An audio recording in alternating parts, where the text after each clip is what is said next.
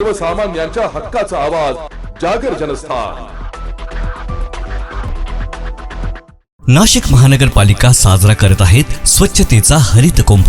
मित्रांनो, आज प्लास्टिकचा वापर हा आपल्या जीवनाचा अविभाज्य भाग झाला आहे, पण यामुळे पर्यावरणाला तर हानी होतेच, शिवाय आपल्या आरोग्यालाही याचा धोका होतो। प्राणी मात्रांचे, जलसाठ्यांचे, पर्यावरण व आरोग्याचे नुकसान होण्यापासून थांबवण्यासाठी प्लास्टिक पिशव्यांना नाही म्हणा, कापडी किंवा कागदी पिशव्यांचा वापर करा। आपल्या छोट्या बदलांमुळे मोठा फरक पडेल, शहरे स्वच्छ व सुंदर होतील। चला, प्लास्टिक मुक्त जीवनशैली स्वीकारूया आणि अस्वच्छतेवर मात करूया।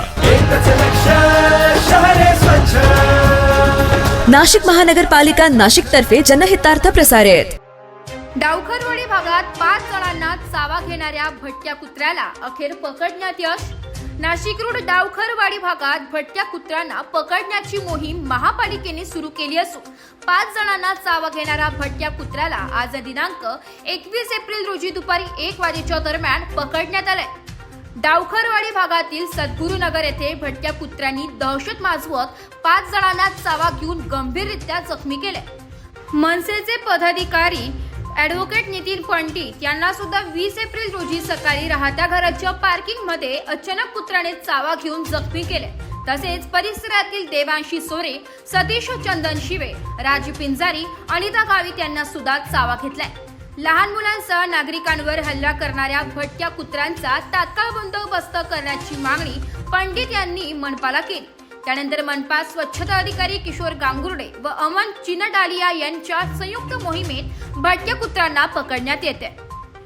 भटक्या कुत्र्यांच्या वावर आपल्या परिसरात आढळून आल्यास मनपाला तात्काळ संपर्क साधण्याचे आवाहन यावेळी अधिकाऱ्यांनी केले। जागर जनस्थानकरिता प्रतिनिधी संदीप नवसे, नाशिक। नाशिक महानगरपालिकेच्या सार्वजनिक आरोग्य विभागाच्या वतीने जाहीर आवाहन। गुइलेन बॅरे सिंड्रोम अर्थात GBS ला घाबरू नका, पण दक्षता घ्या। पाणी उकळून प्या, स्वच्छ आणि ताजे अन्न सेवन करा। शिजलेले व न शिजलेले अन्न एकत्रित ठेवू नका। लक्षात ठेवा, अचानक पायात किंवा हातात कमजोरी किंवा लकवा, चालताना त्रास किंवा अशक्तपणा, बऱ्याच दिवसांपासून डायरिया अशी लक्षणे आढळल्यास त्वरित डॉक्टरांचा सल्ला घ्यावा व तात्काळ उपचार सुरू करावा। सार्वजनिक आरोग्य विभाग, मनपा नाशिक द्वारे जनहितार्थ प्रसारित।